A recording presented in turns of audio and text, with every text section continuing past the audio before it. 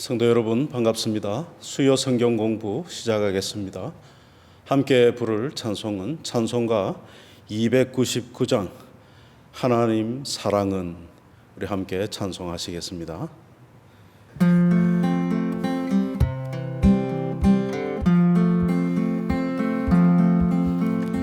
하나님 사랑은 온전한 참 사랑, 내 맘에 부어주시사 충만케 하소서. 내 주님 참 사랑 햇빛과 같으니 그 사랑 내게 비추사 뜨겁게 하소서. 그 사랑 앞에는 풍파도 그치며 어두운 밤도 환하니 그 힘이 크도다. 하나님 사랑은 온전한 참 사랑, 내 맘과 영에 채우사 새 힘을 주소서. 아멘.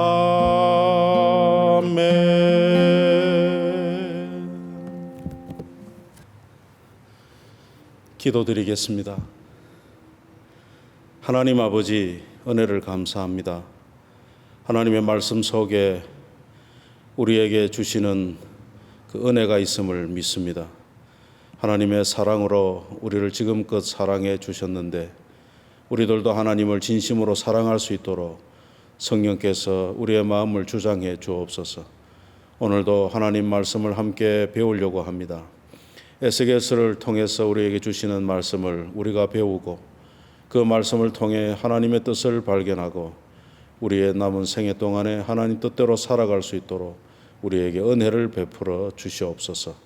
영상으로 이렇게 함께 말씀을 나누는 중이지만은 하나님의 성령께서 영상을 통해서 함께 듣는 말씀을 통해 깨닫게 해주시고, 깨달은 말씀이 우리 마음 가운데 자리 잡도록 주의 성령님 역사해 주옵소서. 세월이 자꾸 흐르지만은 이 난리가 그치지를 않습니다. 우리 하나님께서 속히 이 어려운 시기가 지나가게 하시고 다시금 우리가 한자리에 모여서 함께 주의 말씀을 묵상하는 그 시간이 속히 오게 해 주옵소서. 부족한 목사에게 하나님의 은사를 더하셔서 하나님 말씀 잘 전하도록 도와주시기를 바라옵고 예수님의 이름으로 기도하옵나이다. 아멘. 오늘부터는 에스겔서를 함께 살펴보겠습니다. 우리 에스겔서 1장 1절에서 3절까지만 제가 읽겠습니다. 에스겔서 1장 1절에서 3절 말씀. 30째 해 넷째 달 초 닷새에 내가 그발 강가 사로잡힌 자 중에 있을 때에 하늘이 열리며 하나님의 모습이 내게 보이니 여호야긴 왕이 사로잡힌 지 5년 그 달 초닷새라. 갈대아 땅 그발 강가에서 여호와의 말씀이 부시의 아들 제사장 나 에스겔에게 특별히 임하고 여호와의 권능이 내 위에 있으리라. 에스겔서를 이제 살펴보겠습니다. 에스겔은 다니엘과 동시대 사람이죠. 다니엘과 동시대의 포로기 선지자라 그렇게 불리웁니다. 다니엘도 바벨론에 포로되어서 하나님의 말씀을 전했던 선지자고, 에스겔도 바벨론에 포로되어서 하나님의 선지자로 부름받은 그런 선지자입니다. 그래서 에스겔과 다니엘은 같은 시대의 선지자인데 에스겔보다도 다니엘이 조금 앞서 포로되어 갔죠. 그래서 이스라엘 유다가 여호야김 왕 때 바벨론의 느부갓네살의 침략으로 1차 포로가 되었을 때에 다니엘과 또 지도자 그룹이 되는 사람들, 그리고 다니엘의 세 친구도 이때에 소년기에 끌려가서 바벨론 땅에서 하나님의 말씀을 전했던 선지자입니다.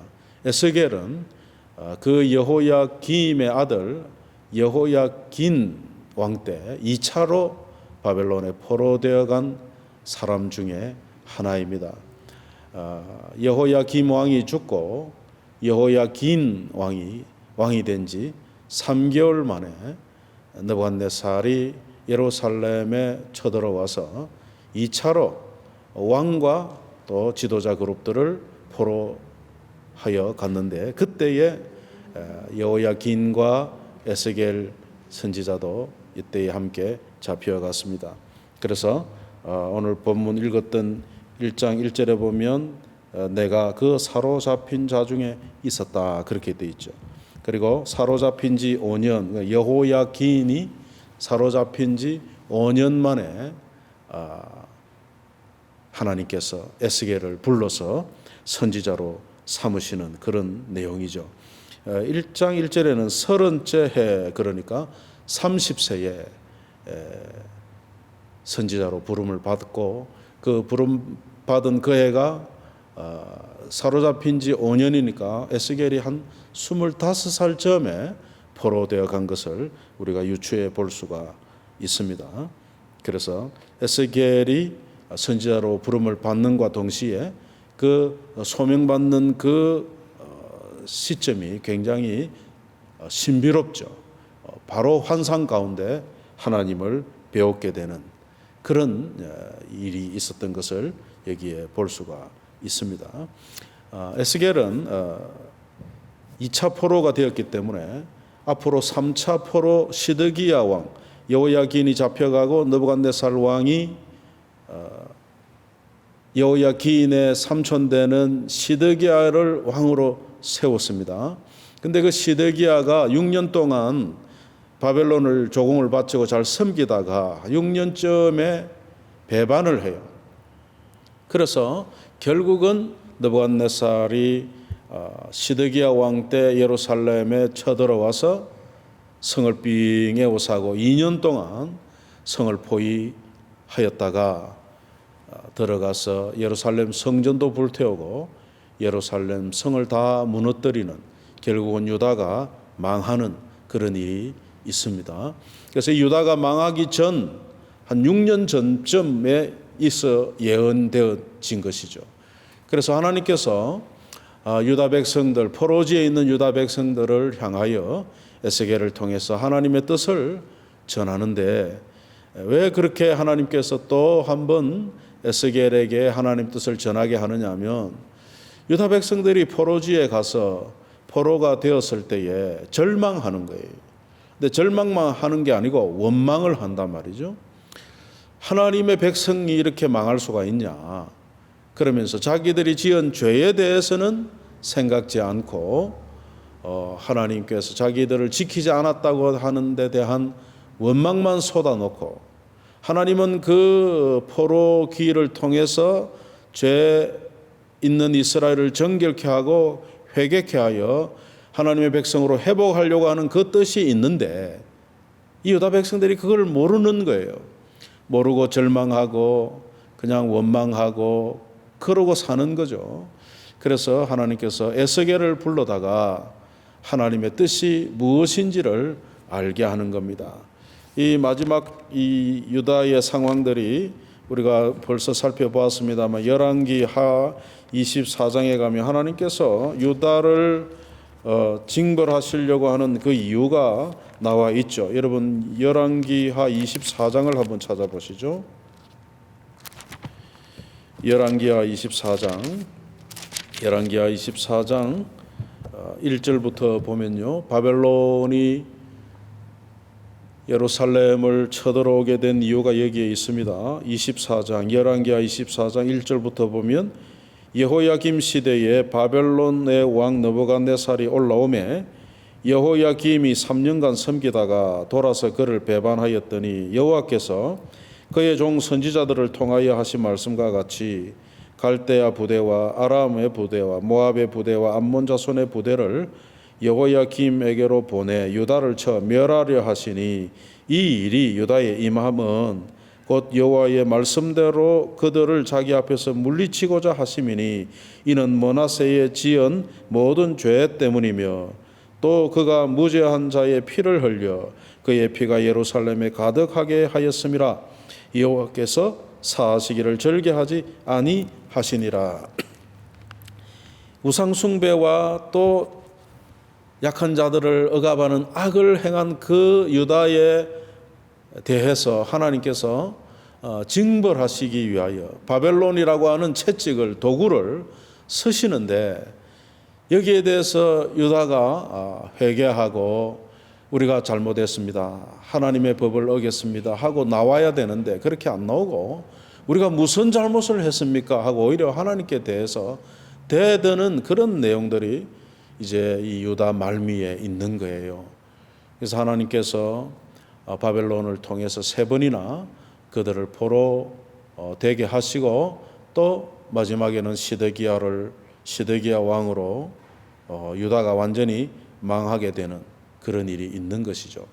그러니까 시드기야 때에 유다가 망하는데 에스겔은 2차 포로가 되었으니까 한 5, 6년 뒤에는 예루살렘이 멸망할 것이라고 하는 것을 이제 하나님께서 에스겔로 알게 하시고 백성들에게 경고하게 하시는 거죠. 견책을 주는 겁니다. 그래서 너희들이 이렇게 된 것은 너희의 죄 때문이니 회개하고 하나님께로 돌아오라고 하는 그런 메시지를 주시고, 또 너희가 이렇게 징벌당하는 것은 너희의 죄에 대한 대가라고 하는 것을 가르치시려고 에스겔을 부르신 것입니다. 그래서 이 에스겔이 이제 부름을 받고 이와 같은 하나님의 뜻을 전합니다. 예루살렘 멸망하기 전 한 번 더 하나님께서 에스겔을 통하여 그들을 경고하시는 그런 마음이 있는 것이죠. 그러니까 하나님께서 이스라엘 백성들 유다가 망하는 것을 절개하신 것이 아닙니다. 괴롭고 힘든 하나님의 심정도 있는 것이죠. 하나님의 백성들에 대하여 징계를 채찍을 드시는 하나님의 아픔이 에스겔서를 통해서 우리는 알 수가 있겠습니다. 하나님은 그만큼 하나님의 백성들이 잘못하게 될 때 안타까워 하시는 하나님이신 것을 보여줍니다. 그래서 그들을 어떻게 하든지 깨닫게 하고, 그래서 돌아와 회개하고 하나님의 은혜를, 회복의 은혜를 누리게 하시려는 하나님의 말씀이 여기에 있습니다. 하나님은 심판하실 뿐만 아니라 회개하는 자를 구원하시고 회복하시는 하나님 되심을 우리는 알아야 합니다. 에스겔서의 주제는 하나님의 영광입니다. 하나님의 영광이라고 하는 것은 하나님이 어떤 분이신지를 드러내는 거예요. 여러분, 우리 하나님께서는 공의로우시기 때문에 하나님의 백성일지라도 죄를 범한 것에 대해서는 반드시 묻고 넘어가시죠. 징계하신단 말이죠. 그러나 그 징계를 달게 받고 회개할 때는 하나님께서 또 회복하시고 은혜를 베푸시는 하나님이시죠. 그래서 이 유다가 바벨론 땅에서 절망 가운데 있지만은 하나님 앞에서 회개하고 그 징계를 달게 받고 때를 기다리면 하나님이 회복의 때를 주시겠다고 하셨거든요. 그것이 포로 직전 선지자인 예레미야의 메시지죠. 우리가 예레미야서를 통해서 살펴보지 않았습니까? 하나님이 너희를 징계하기로 결정했다. 너희가 죄가 있기 때문에 하나님께서 너희를 정결케 하실 것이다. 그러니 항복하고 바벨론에 가서 바벨론에서 잘 지내다가 회개하고 돌아와서 하나님의 백성의 그 권세를 회복하도록 메시지를 주셨단 말이죠. 근데 그 말씀을 듣지 않는 것이죠. 그래서 포로 직전 선지자 예레미야 말씀만 있을 뿐만 아니라 포로기에도 에스겔과 다니엘을 통해서 하나님의 뜻을 이렇게 보여주십니다. 여러분, 에스겔서 6장을 한번 보시면 에스겔서 6장 7절, 에스겔서 6장 7절에 또 너희가 죽임을 당하여 엎드러지게 하여 내가 여호와인 줄을 너희가 알게 하려 함이라, 그래 돼 있죠. 그래서 하나님께서는 에스겔을 통해서 하나님의 하나님 되심을 알게 하시는 것이죠. 심판의 하나님뿐만 아니라 회개하고 돌아오는 자에게 하나님께서 또 회복의 은혜를 주시는 하나님 되심을 알게 하시려고 에스겔을 부르셨습니다. 에스겔은 참 고생을 많이 한 선지자입니다. 왜냐하면 하나님께서 부르셔서 에스겔에게 전하는 말씀들을 에스겔로 하여금 행동을 하게 해서 이렇게 이스라엘 백성들로 알게 하는 그런 예언의 방법이 많이 있습니다. 하나 예를 들어 보면요, 에스겔서 그 4장에 가보면 4장 4절부터 6절을 보면 그런 말씀이 있죠. 너는 또 왼쪽으로 누워 이스라엘 족속의 죄악을 짊어지되 내가 눕는 날 수대로 그 죄악을 담당할지니라. 내가 그들의 범죄한 횟수대로 내게 날수를 정하였나니 곧 390일이니라. 너는 이렇게 이스라엘 족속의 죄악을 담당하고 그 수가 차거든 너는 오른쪽으로 누워 유다 족속의 죄악을 담당하라. 내가 네게 40일로 정하였나니 하루가 1년이니라. 그러니까 이스라엘 백성들이 우리가 왜 이렇게 포로되어야 됩니까? 하고 원망할 때 하나님께서 이스라엘의 죄 때문이라는 사실을 알게 하시려고 에스겔에게 왼쪽으로 모로 누워서 390일을 자는 거예요. 여러분, 사람이 이렇게 뒤척여야 되는데 얼마나 괴롭겠습니까?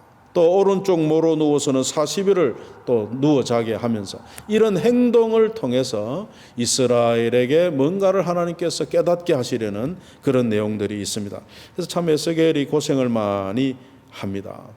그리고 이 에스겔서를 통해서 하나님의 하나님 되심을 알게 하실 뿐만 아니라 오늘 이 에스겔이 하나님으로부터 받은 말씀을 이렇게 기록해서 오늘 우리에게도 이 말씀을 읽고 듣게 하셔서 하나님의 뜻을 보게 하시는 것입니다. 우리는 에스겔서를 통해서 하나님은 어떤 분이신가를 알아야 되고 하나님이 우리를 어떤 심정으로 사랑하시는지를 알아야 됩니다. 우리가 하나님 백성이라고 말만 할 것이 아니라 하나님 백성다운 삶을 통해서 하나님 영광을 드러내야 될 우리들이라는 것을 에스겔서를 통해서 함께 발견하면 좋겠습니다. 오늘은 에스겔서 서론인데요. 에스겔서는 모두 48장으로 되어 있는데 크게 네 부분으로 나눌 수가 있습니다. 첫째는 1장부터 24장까지인데요. 유다와 예루살렘 심판에 대한 예언의 말씀입니다. 그리고 25장부터 32장까지는 열방들에 대한 심판의 말씀들이 나옵니다. 그리고 예루살렘 성전이 무너진 뒤에 에스겔은 이스라엘 백성들, 유다 백성들을 향하여 회복의 소망의 메시지를 전하게 되는데 그것이 33장부터 39장까지 나옵니다. 그리고 마지막 40장부터 48장까지는 메시아 왕국에서 성취될 이스라엘에 관한 예언들의 말씀이 이렇게 기록되어 있습니다. 이제 우리가 에스겔서를 통해서 하나님이 어떤 분이신지를 알 뿐만 아니라 하나님 백성된 우리의 삶이 어떠해야 될지를 또한 발견하고 함께 배우는 은혜의 시간이 되기를 바랍니다. 기도하겠습니다. 하나님 아버지, 에스겔서를 통해서 하나님께서 주시는 말씀을 듣고자 합니다. 우리의 귀를 열어주시고 우리의 마음을 열어주셔서 하나님의 뜻을 잘 깨달을 수 있도록 은혜를 베풀어 주시옵소서. 어려운 고난의 시기를 지나고 있습니다. 성도들의 가정마다 하나님의 은혜로 인하여 필요한 것을 주시고 또 건강을 지켜주시고 온 식구들이 참 편안의 때가 돌아올 때까지 믿음으로 견디게 하여 주시옵소서. 예수님의 이름으로 기도하옵나이다. 아멘.